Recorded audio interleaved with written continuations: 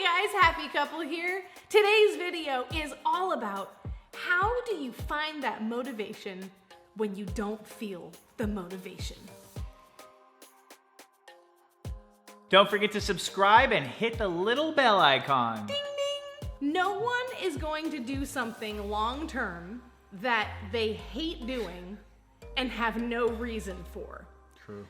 So when you're talking about working out or even motivation for work and life, but we're talking very specifically like nutrition and fitness, you need to find things that are sustainable. Now, what that means is something you actually enjoy. It's not sustainable if you hate it. It's not sustainable if you're starving. It's not sustainable if every time you think about doing it, you have to like drag yourself off the floor and shove yourself out the door. Finding motivation should not be that hard, and it won't be if you actually enjoy what you're doing. Having said that, there is something that you also might want to keep in mind for some of you that were more like me. I was not a workout guy. I was not a fitness guy. When I was young, I did. And then there was this whole period of time, I was really into football and stuff like that. Then there was this whole period of time in life where that all changed. And I gained a lot of weight in a short period of time. And I literally would say, why run when you can walk? Why walk when you can stand? Why stand when you can sit? And why sit when you could be laying down? And that was actually the way that I viewed it. So when you asked me what type of physical activity I liked doing, it did not extend beyond this. Like that amount of physical activity was pretty much like AKA video games, was the kinds of things I liked doing. I'm telling you this because for some of you, if you were anything like me, I hated doing most types of physical activity. What I had to do was basically decide that I was going to change my behavior. I was going to change the approach I'd been taking because I wanted to be healthier. I had less weight. I'm down 80 pounds from where I was at, right? Yeah, it's pretty good. And I had like insane high blood pressure. Like doctors were like, I'm surprised you're not in the hospital kind of blood pressure. And it's been like normal for years now. And things like that. It's a very different thing, but it took me getting out there and actually trying some different things. And that's also where like having a reason for it is also important. Yeah. If you start with the reason, it makes the rest of it so much easier. And I'll just give you an example. We decided for whatever reason that we were going to go and do CrossFit.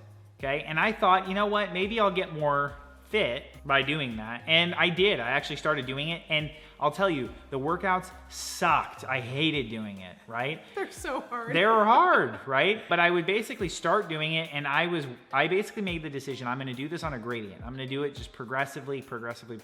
So I started doing that, and I noticed over time, right? There's a time period where you need to you have to just get over it. That part is gonna suck, right? So for her, she's way more naturally into athletics. So like for her, it was just boom. But for me, I was not. And that's not a fault. It's just different people are different ways. I had to force myself to go, and I hated it. And that beginning period, even for someone who naturally likes fitness more, like that beginning period, if you haven't worked out for a while, it does just take that kind of kick in the pants and the decision to make a change and go for it. But that's where having the reason or the goal or something like that will help you find the motivation. Right. And then as you like it, then it's easier to keep the motivation.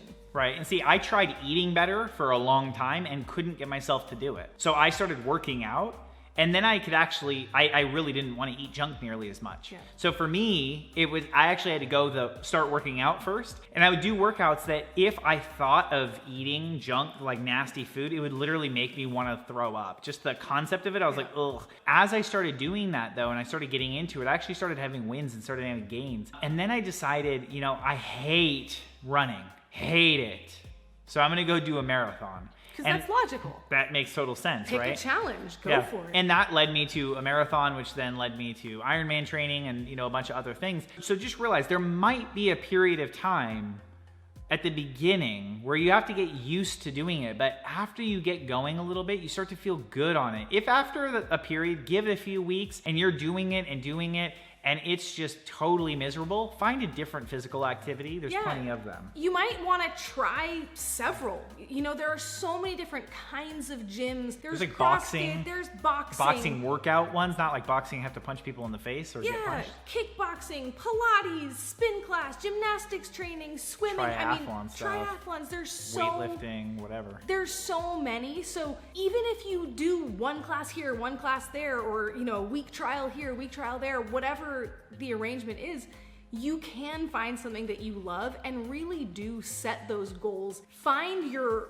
reason for doing it. That combination will make it a lot easier to find and keep the motivation going. That also doesn't mean to say that there won't be days where you're just not feeling it. Yeah. That happens to me, and I'm a super lover of fitness, and there are definitely days where it's just like, not today. And sometimes that is the body saying, need a recovery day. Sometimes that's the opportunity where you say, I'm going anyway, and you might have a great workout. So that's gonna be a judgment call based on how you're actually feeling, and if it's more of a mental, I don't wanna go, or a physical, like I need to let my body rest. But it's gonna be a lot easier to keep that motivation going when you find something you love and you keep that consistency in. The consistency makes it so much easier to keep consistency. Yep. Yeah, when you start to drop it out, it actually gets, you have to kind of reinitiate that whole like, startup thing again. And you know what, I'll tell you though, it's the same exact thing with food.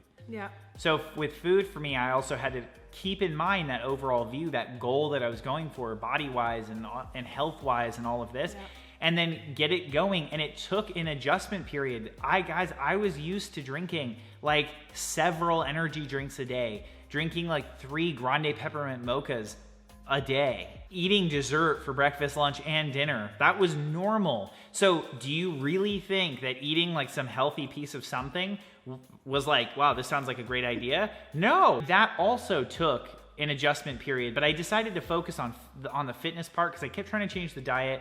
I got the fitness starting to get going, and then the food followed for me, and it followed shortly after, but I did start to get that going, and then now I'm like, I generally eat really well. I'm pretty measured about the whole thing because I have these goals now that I'm going for.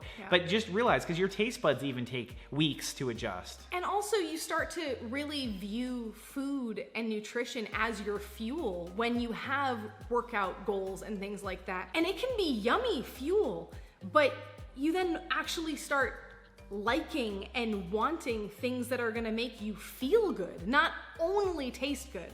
Because there's taste and there's how your body then feels, and the two can be very separate, or they can go together, but it might take some learning, some adjusting, and all of that. But when you really find healthy food that you love, that really makes you feel good and that makes you perform better in the goals that you have, this whole motivation thing starts to become very natural and truly sustainable. Yeah, so when you start with that mindset of, I'm gonna make a life shift, right? Because it's not about a fad diet. It's not about starving yourself. It's not about just getting really into some workout thing for a little bit and then quitting. If you decide you're going to change your life to take your body and goals and fitness and all these things to like a new level, the rest of it will follow. If you don't, it doesn't matter how much your spouse, your partner, your whatever says, you should go to the gym more and blah, blah, blah. Unless you decide for yourself that you're gonna do it, it won't happen. So if you do, realize it's not gonna be because of just some quick little shift. It starts with, okay, good, you know what? I'm actually gonna start changing the habits that got me to where I'm at because they got me where I'm at. And then you really start to enjoy life at a whole new level. And you really start working with your body as like, cool, this is a tool to live my best life. And it's awesome. We hope this video helps. You guys are amazing. If you liked it, give it a big fat thumbs up. And don't forget to hit the little subscribe button and hit the little bell. Ding, ding. See you guys in the next one. Bye.